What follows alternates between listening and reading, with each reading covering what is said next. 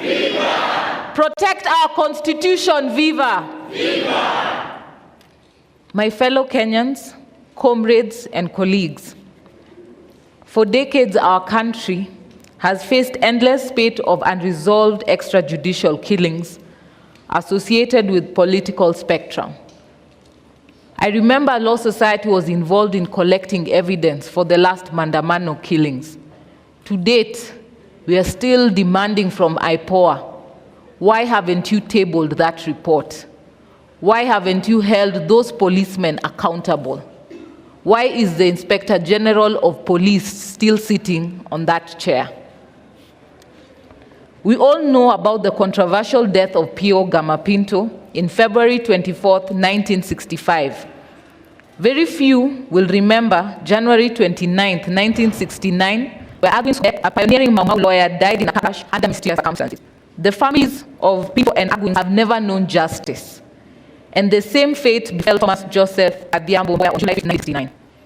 Abu got James Ariuki on March 2nd, 1935, where the truth about Bruce Roy Mackenzie's death on May 24th, 1979. We are here today to stand for justice for victims. We do not want to leave any man behind. The stories of those who came before us, the different regimes, the different decades, are testament that when political stars and fights come to an end, the bodies that are left in the streets, the bodies that are left for our kin to deal with, yet no one knows justice, no one knows justice for those victims. I would go on and see the house come home, and we'll also see that each regime in this country has had its fair share of assassinations in an attempt to eliminate persons as if to be standing for something that the political class do not want. Killing of innocent Kenyans on the streets started with Mzee Jomo Kenyatta on the dark Saturday of October 25th, 1969, when Jomo's visit to Kisumu turned bloody. We all know how many Kenyans died during the struggle for multi-party democracy under Moi's 24-year rule. Abductions, torture, and painful deaths did not start with this regime. The police have merely inherited the vice from generation to generation. And we're saying, does it stop in this generation? Does it stop in this generation? It must end in this generation. No more abductions, no more extrajudicial killings. President Mwai Kibaki decided on the worst side of killings. We cannot forget about the 2007-2008 post-election violence, and do not ever want to go back there. Uhuru Kenyatta too was no different. Every year, the whole newspapers reported how many people disappeared mysteriously in the hands of law enforcement agencies. And that's when we thought we were moving on in this country. New hope. A country where the head of state was brought in, the mantra for the young people, a youthful leader. We have seen police disappointing this hope. We're demanding from the head of state that his promise that there will be no extrajudicial killings in his reign, that he holds truth to that. At least if for nothing else, let people not die for standing for their beliefs. Let people not be abducted for standing what they believe is right. And we're still demanding from him to ensure that all those who have been involved are arrested and prosecuted before our courts of law. The civil society has started to put together the deaths of injured people, both from gunshots, crude weapons, and attempts to follow up missing persons. We know that their families are still reeling in pain and anguish, and yet we want to move forward. We want to move forward, but we want to move forward with justice for everyone. This family should not be struggling with paying medical bills, struggling with having to bury their kin. Yet we have a state, we have a nation. The head of state has committed that they will be held accountable for each and every death, for each and every person who has been injured. I visited people at Kenyatta National Hospital. Young men and women like you who now will never walk again, have lost their hands. Where do they start? We cannot move on and forget them. For our nation to grow, we must move on together. And that is what we, the Law Society of Kenya, and all our partners here today, are standing for. We want justice for each and every one of our members in this great country. Fellow Kenyans, today we want us to begin a journey of truth and justice. Today we walk back the hands of time towards tracing the whereabouts of our missing brothers and sisters. Walk with me as we seek justice for our fallen heroes of the leaderless revolution. We are going to ensure that we give our family the hope to wake up every morning, knowing that their son or daughter whose remains are buried in grace, spread throughout this country and not today. To that mother, to that aunt, to that sister, to that father, to that brother, looking for the loved ones, please come us. We have created a network of social and civil rights defenders working together to unravel this mystery. Let this be the last time that Kenyans will take to the streets in peace, only for trigger-happy policemen to flood the same streets with their blood and walk scot-free. The plan is to set camp at almost every county that experienced police brutality during our protests. I want to raise my greatest appreciation for my different branch chairs around the country that mobilized their members upon my request and call to go out to the different police stations all around the country. That is why we'll be able to make a map. Each and every one of my branch chairs, my council members, and every lawyer who heeded my request and call are heroes that I have seen proudly from the Law Society side coming to defend the rights of Kenyans and fighting against any crime charges, those who have been kept beyond the right period of prisons and trying to ensure the safety and freedom of all Kenyans who have been arrested. There are so many people out there living in inflicted by the police. It could be mental health or just isolation. Please come out. Let us experiencing of effort of psychosocial support to help you heal. Today we begin at the historic Fungamano House. We are coming to you all around the country. The Law Society of Kenya, together all our partners here, have membership across the country, and with the support of our various branches and offices, have been zealous and steadfast at protecting the Constitution. If we work together in this, and our defenseless families will not shed tears again. As a mother and a lawyer, I stand here with a heavy heart of what we've seen in the last few weeks. The numerous calls that I've received, those in distress, even at very wee hours of the morning. It shows you that winning has left so many members of the public. Though in fear, some struggling, some in despair. But yet, our young generation are still coming out strongly and firmly, affirming that we are standing for accountability, transparency, or corruption. We want to see a positive change in our government. Those have been coming out are loyal past patriots of this country.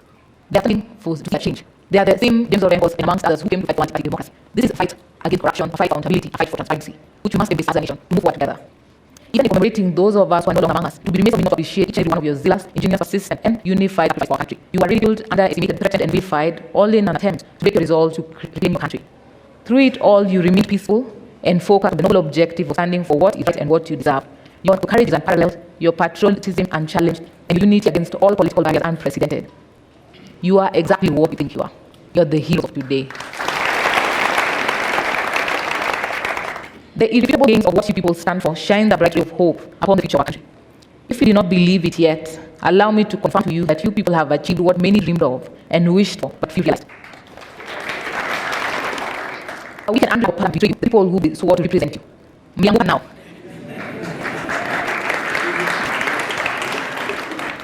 A punitive tax regime was forced down the throat of Kenyans despite public outcry against the repressive financial.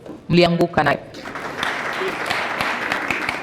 The political elite unified to run Kenya down the rabbit hole of treachery and deceit to deviate you from your resolve to bring change to Kenya. Namely, an ineffective, incompetent, and arrogant cabinet represented impunity and refused to work for the people from whom the power they exercised. And once again, today marks a crucial step in our progressive journey towards real sustainable change for our country. This is the onset of a series of deliberations by sovereign citizens of Kenya to reflect on who, where, and what we are as a country. The preamble to our constitution defines who we are. Article 10 prescribes what we ought to be, and the entirety of our constitution in its brilliant magnificence envisions where we ought to be as a nation. However, time without number, those to whom we have bestowed power and trust to deliver to us the dream of Katiba 2010 have failed us. Tumewapatia lakini wamekataa kuperform. Kenya finds itself in a constitutional moment, one where the people have claimed their sovereignty and are ready to rid of any individual, institution, or entity that jeopardizes the well-being of the country and defies constitutional principles. What started as demonstrations against the finance bill 2024 has spun into a domino effect that gives us an opportunity for change that is ours to lose. Shida zetu zikianguka bado lazima zimeingia one leg. It is thanks to this realization that the State of Kenya, all our partners and stakeholders have taken the obvious step to join all of you in forging the path on which we want our country set. Thank you for embracing us, thank you for allowing us to stand with you, and thank you for allowing us to be part of you.